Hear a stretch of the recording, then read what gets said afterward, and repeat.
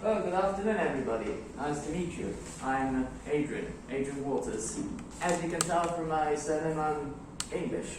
Well, I'm half English and half Macedonian and originally from Italy, which means that I enjoy eating salad and drinking rakia for meze, eating pasta for lunch, and tea at 5 p.m. in the afternoon. I used to live near Rome until the age of 13, and then I moved to Cambridge, where I finished high school, and then I completed a BA in History and Politics at the University of Kent in Canterbury, then a History MA at University College London, and afterwards a second-level Masters in International Public Affairs at the Luis Guido University in Rome. Now, I hope that this lecture will be very interesting for you as students of media and politics, because it will highlight the importance of the printed press in conveying a message that can bring victory to a political movement, such as the pro-Brexit campaign in the UK. Now, the traditional press in the United Kingdom, bolstered by online media, still holds a key role in shaping public opinion and consequently the discourse over Brexit. Historically, public opinion in the UK has always turned to newspapers during times of national crisis or national importance. In the case of the June 2016 referendum that led to Britain's withdrawal from the European Union, almost 3 million more newspapers were sold during the last month of the campaign. Now, before I talk about the influence of the British press on Brexit, I will give you an overview of all the various British newspapers and magazines, some of which you may know already.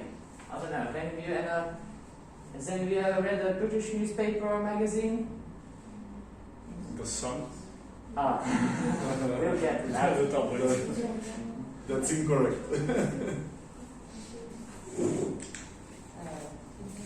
No one? Come on, the Guardian, guys. The Guardian, yeah, that counts. The Guardian does count, yeah. Well, what about Financial Times? I'll get to that in a sec, yeah. Okay. So at least some of you know some British newspapers, at least. Okay. So indeed, I will start with the more progressive, left-leaning outlets. So somebody mentioned here The Guardian, yeah, together with its sister paper, The Observer, which comes out every Sunday. The Guardian was first founded in 1821 as the Manchester Guardian, before changing its name to The Guardian in 1859.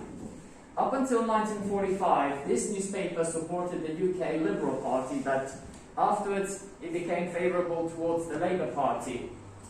Although sometimes in recent years it has also backed the Liberal Democrats, who are the successors of the UK Liberal Party. So it is a liberal/centre-left newspaper. Then you have the Daily Mirror, a tabloid that since 1945 has consistently supported the Labour Party. Then you have the New Statesman. It's a weekly political magazine founded in 1913 by the Fabian Society, a socialist organisation that now works as a progressive think tank. As a matter of fact, the New Statesman has a progressive political stance. Then you have The Independent. This newspaper was first released in 1986.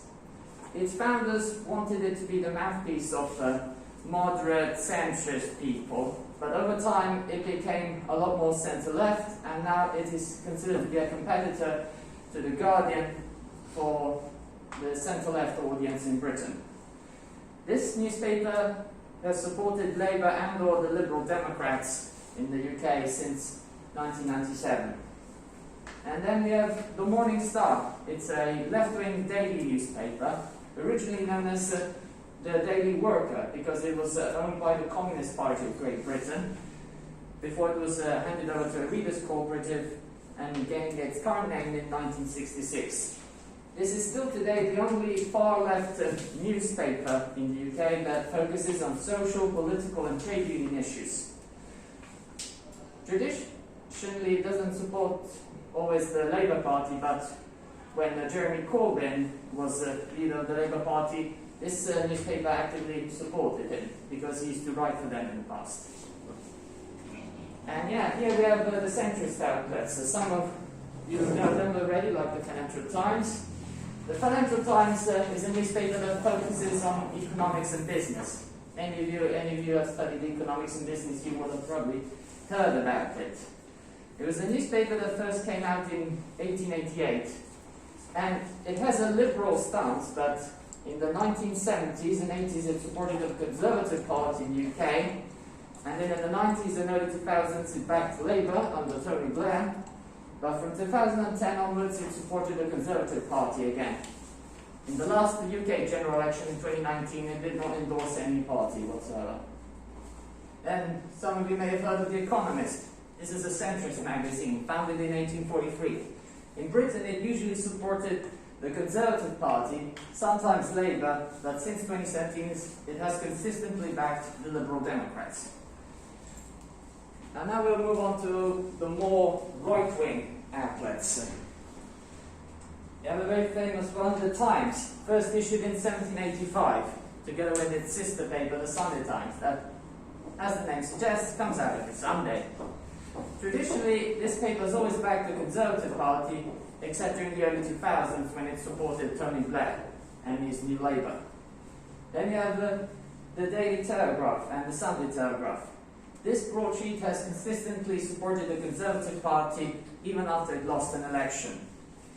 Then you have The Spectator. This is the world's oldest weekly magazine, first issued in 1828. Historically, it used to have a liberal outlook, but now it is much more conservative. Then you have the Daily Express. This is a very conservative newspaper. Only once it supported Labour, and once it even supported the United Kingdom Independence Party, or UKIP, which is a right-wing Eurosceptic party. And obviously, yeah, you mentioned the Daily Mail and the Sun. Daily Mail also very conservative newspaper, consistently supported the Conservatives through and through. Then you have the Sun. This is a tabloid that was first founded in 1964. Usually supports the Conservative Party, but when Tony Blair was Labour leader, they also supported the Labour Party. Now, an interesting thing about the Sun is that they have this feature of having a topless model on page 3 to grab the reader's attention.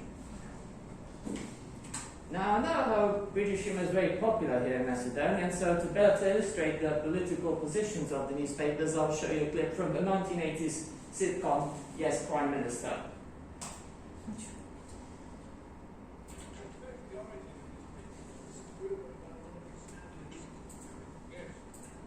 Oh, Humphrey, I've decided to respond to all this criticism about a scandal in the city. The press is demanding action. What are you planning to do? I shall appoint someone. And when did you take this momentous decision? Today, when I read the papers. But when did you first think of it? Today, when I read the papers. And for how long, may I ask, did you weigh the pros and cons of this decision? Not long, I decided to be decisive. Prime Minister, if I may say, I think you worry too much about what the papers said.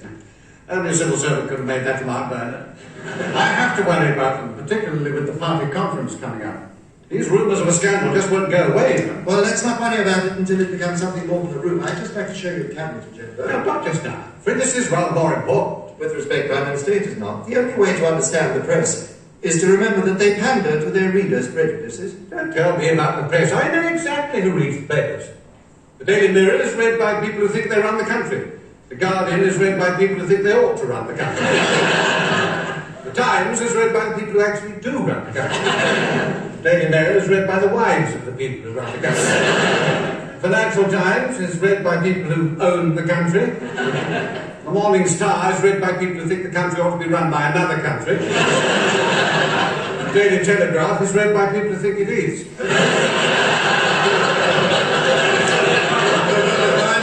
And what about the people who read The Sun? Some readers don't care who runs the country as long as she's got big tits.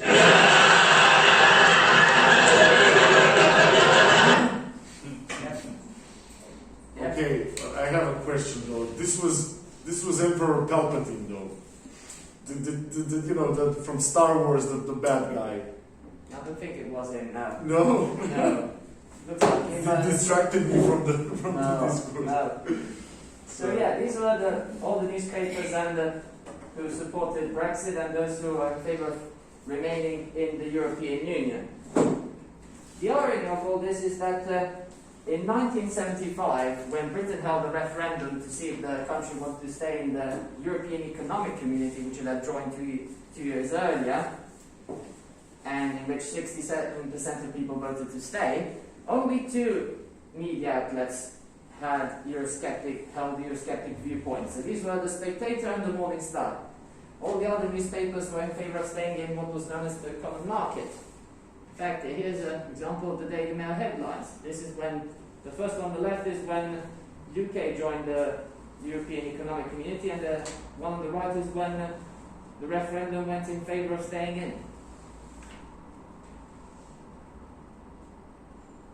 So as you can see, in the UK, perhaps more than in other Western countries, there is a politically engaged press. This goes far beyond the opinion pieces where commentators promote the paper's editorial stance. Since the 1990s, opinion has increasingly moved into reporting, meaning that on some topics, many newspapers in the UK make little or no pretense that they are objective. The most aggressively committed newspapers in the UK are right-wing, as effectively they are the majority of the printed press. These outlets share an outlook that combines free market, small government economics with conservative nostalgia for a socially stratified, deferential and monocultural society that existed in Britain up until the 1950s. As a matter of fact, these are the viewpoints that are held by the press barons that own these newspapers, such as the Rothermere family, which own the Daily Mail, or this guy here on the right, the Australian American media mogul Rupert Murdoch, who owns The Sun and The Times. These people use their newspapers to spread their viewpoints and appoint editors who have the same opinions. Basically, white, middle-aged or elderly men with a nostalgia for the British Empire and Britain during the Second World War. To this group of people, the European Union represents everything they despise: collectivism, social welfare, taxes, regulation, and the idea that the UK is just one country among many. There's an interesting anecdote that became famous during the early days of the 2016 referendum campaign. A journalist once asked Rupert Murdoch in the 1980s why he was so opposed to the European community at the time. "That's easy," Murdoch replied. "When I go into Downing Street, they do what I say. When I go to Brussels, they take no notice." So, despite the fact that Murdoch would later deny making such statements, he and his newspapers have been associated with the machinations of power here at 10 Downing Street, which is the residence of the UK Prime Minister. So, it is abundantly clear that in the UK, the printed press, particularly right-wing outlets, have a supernatural power to influence both elections and referendums. Famously, after the 1992 elections, which resulted in an unexpected Conservative Party victory, the Sun was credited with having the power to deliver the votes of millions of readers, usually to the Conservative Party. In fact, they had this famous headline after the 1992 election saying, "It's the Sun what won it." The strong influence of the British media makes many UK politicians fearful of hostile coverage because they know that these newspapers can damage their reputation or chances of winning an election. Tony Blair himself was wary of changing the voting model in the UK from a majoritarian to a proportional system because he knew that the Conservative press would turn against him, since the Conservative Party benefited from the first-past-the-post system that still exists today. He was also very cautious about the idea of making Britain join the Eurozone, since he knew that the Eurosceptic press would turn against him. Studies have shown that there is a correlation between press readership and voting patterns. What appeared in newspapers affected what people thought or what they thought about. However, it is often difficult to say whether it is the media that affects the behavior of the electorate, or whether it is the voters who choose what to read based on their political positions. Research has demonstrated that both people who voted Remain or Leave in the 2016 referendum accessed news primarily via print, television and radio. 71% of people who voted for Brexit said that they mainly gain their news offline, compared to 55% of people who voted Remain. And on that note, I wanted to talk about Euroscepticism in the British press, which is, as I said, not a new phenomenon. In the 70s, the Morning Star and the Spectator were the only openly Eurosceptic outlets. But from the 1990s onwards, they were joined by the other right-wing newspapers. The Sun demanded as early as 1990 a referendum on EU membership. And they even had this offensive headline attacking the European Commission President at the time, Jacques Delors, up yours, the laws. And together with other right-wing newspapers such as the Daily Mail, the Daily Telegraph and the Daily Express, they launched crusades against the EU institutions. So these newspapers are responsible for the trivialization of EU politics in the UK, and coupled by the fact that British public opinion has very limited knowledge of European history and politics, it was not too difficult to turn millions of readers into Eurosceptics. Over time, newspapers like The Sun and The Telegraph spouted so many inaccurate or exaggerated stories about the EU that the European Commission even launched a website called Euromyths to debunk such ludicrous claims. A lot of these claims were that, oh yeah, the UK was a victim of a Brussels cosmopolitan conspiracy that would ban traditional British kettles and light bulbs. The reporting on the EU always focused on things like cost, bureaucracy, waste, interference in domestic affairs, and since the mid-2000s, immigration. Boris Johnson, who is currently the UK Prime Minister, used to be a correspondent for the Telegraph to Brussels during the 90s. He basically wrote an abundance of lies at the time, such as that the EU wanted to ban abnormally shaped bananas, or even prawn-flavoured potato crisps. And here's an example of one of the articles he wrote at the time: the laws that plan to rule Europe. And this is another one he wrote when he finished his position as a Brussels correspondent. And here he says that sooner or later rules made in a foreign land will exasperate the British.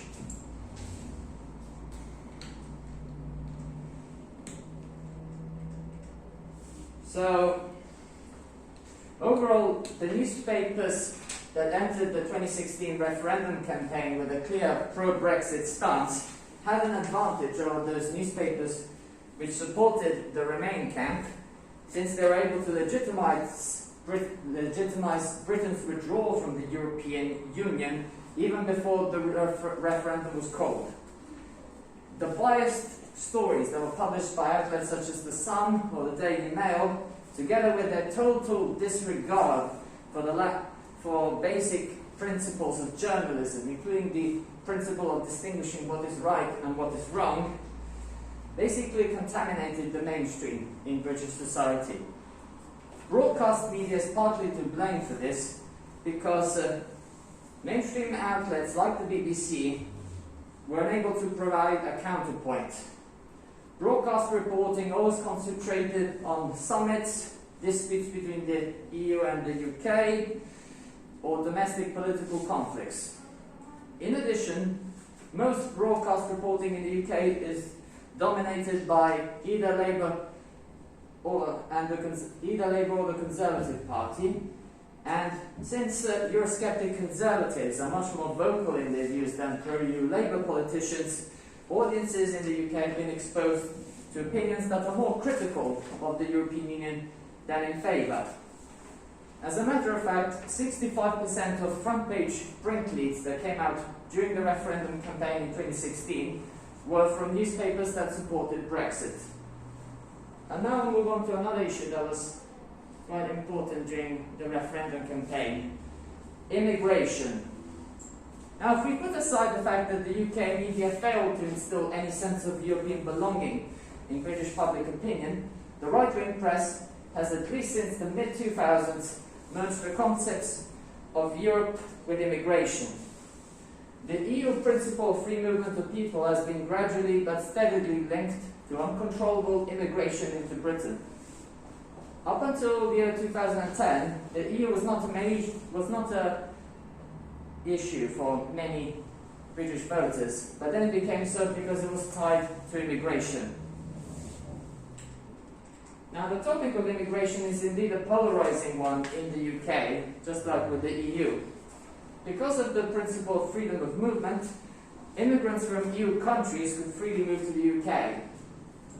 What is important to know is that in the early 2000s, Tony Blair decided that Britain, together with Ireland, would not seek any transitional period for citizens from new EU countries, such as Poland and Hungary, to come and live and work in the UK. This deeply impacted public opinion on the EU because many more Eastern European migrants came than they expected, especially from Poland, to the point that now there are many Polish shops in the UK. I myself used to go to shops like this to buy kapusta. Indeed, as a matter of fact, Britain was one of the countries that experienced really high levels of immigration up until 2016.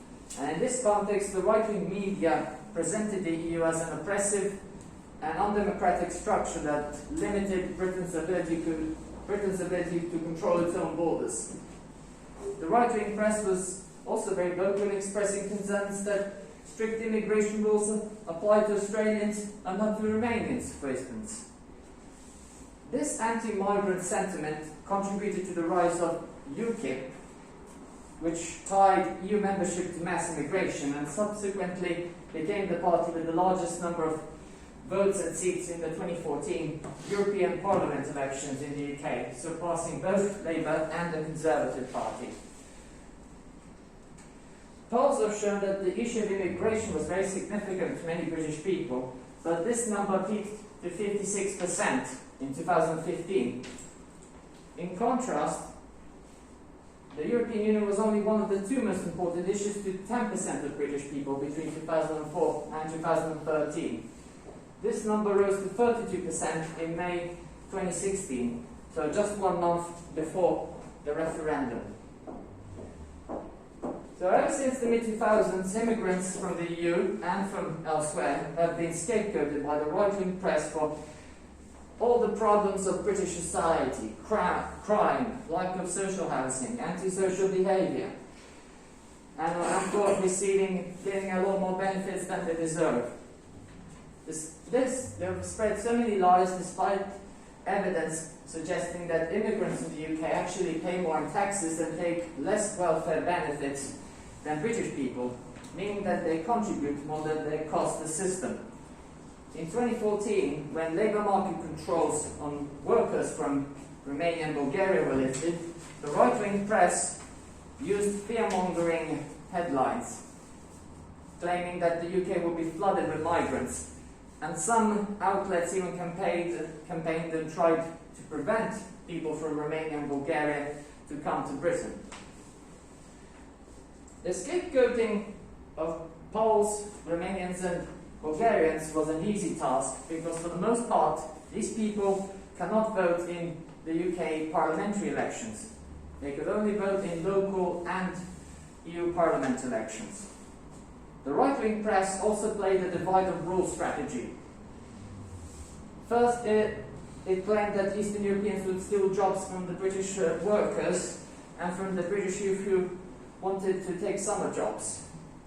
Secondly, they appealed to ethnic minorities in the UK, such as Indians, Pakistanis, or people who originally were from Africa or the Caribbean, by arguing that Eastern European immigrants are to blame for the unemployment that these communities have been facing for decades. Thirdly, after Romania and Bulgaria joined the EU in 2007, the media stated that people from these countries would steal the jobs of Polish citizens living in the UK.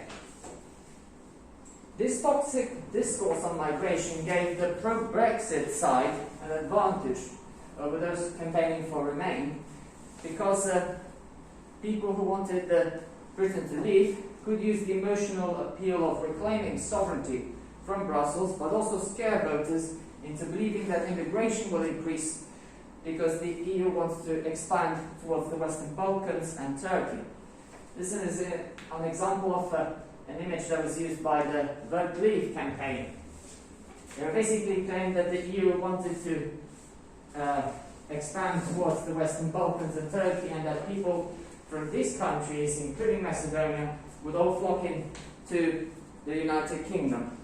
There was even a journalist from the Sun who claimed that Albania is a hellhole, and that together with Serbia, Montenegro, Turkey and Macedonia, these countries represented a threat to British security from organized crime and Islamic terrorism. Well, clearly he hasn't had the pleasure of visiting Skopje, I say. Anyhow, those who wanted Britain to stay in the European Union could not appeal to any form of historical or political European identity, and for the most time they had to either avoid the issue of immigration or at least try to defend its advantages. The topic of immigration featured prominently in the front pages of the UK press. 76% of titles related to immigration were in right-wing newspapers such as The Sun or the Daily Mail. From the middle of the referendum campaign onwards, coverage related to immigration increased persistently. In the last week of the campaign, more than 1,000 articles about immigration were published.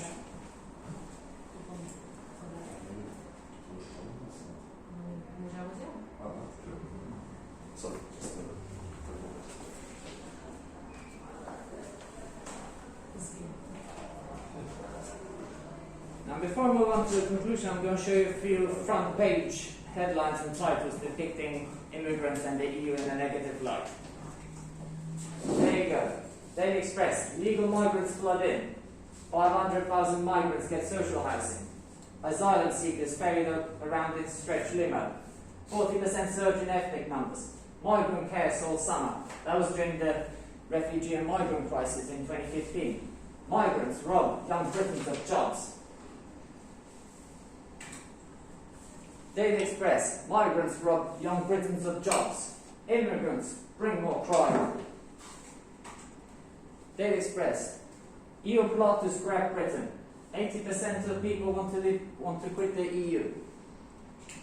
And this was on referendum day. The Sun openly called on its readers to vote for Brexit. Same thing with the Daily Mail.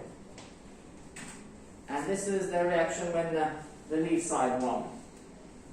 The Sun are always famous for their puns. See you later. So, in conclusion, it can be said that even before the referendum campaign began, British public opinion had been primed by the press to be Eurosceptic. The pro-Brexit campaigners only had to build on its long-established fears of immigration and of EU laws that supposedly limited Britain's sovereignty. Those who wanted the country to stay in the European Union were unable to build a positive case, partly because EU, anti-EU and anti-migrant narratives have been established previously by newspapers like The Sun and by Eurosceptic politicians. Consequently, even if those who supported or voted for the country to remain, even if the Remain camp attempted to spread a positive case for the EU by focusing on a social, cultural, political and economic and political benefits of membership, these arguments did not resonate with the general public since they lacked social currency. In this way, the right-wing press in the UK managed to play a long and short-term role in influencing the referendum outcome. The case of Britain, in my view, shows that even though the printed press might be declining in many countries, in contrast to online and broadcast media, it still has the power to sway the electorate to vote one way or another. And this is not something that should be underestimated. Even after the referendum, the right-wing media in Britain continued to support Brexit and to demonise migrants, to the point that now there's been a surge in hate crimes, meaning that a lot of EU immigrants have either been killed or have been verbally harassed in the streets of the UK. And the right-wing press has also contributed to the polarisation of British society, to the point that some people don't speak to each other anymore because of the way they voted in the referendum. I myself know a lady who did not speak to her husband because of the way he voted in the referendum. So in my view, the right-wing press in the UK will continue to have a significant impact for many years to come unless reforms are made in the media sector to regulate it.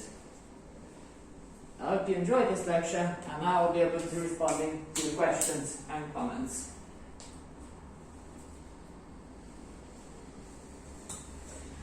Thank you.